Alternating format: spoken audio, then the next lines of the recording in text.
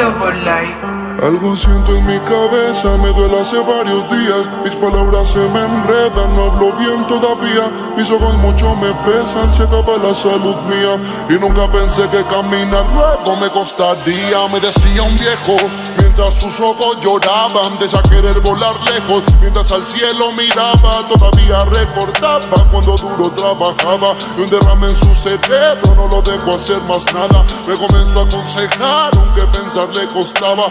Dijo que su juventud fue como un cuento de gadas. Para un cuervo de caer el tiempo se necesita. Hasta la rosa más hermosa con el tiempo se marchita. El roble se va pudriendo, el agua se va consumiendo, el humo desapareciendo y las personas van muriendo. Que su vejez la sintió viendo sus nietos creciendo y ahora la siente más tardía. Me decía un viejo, mientras sus ojos lloraban, de esa querer volar lejos. Mientras al cielo miraba, todavía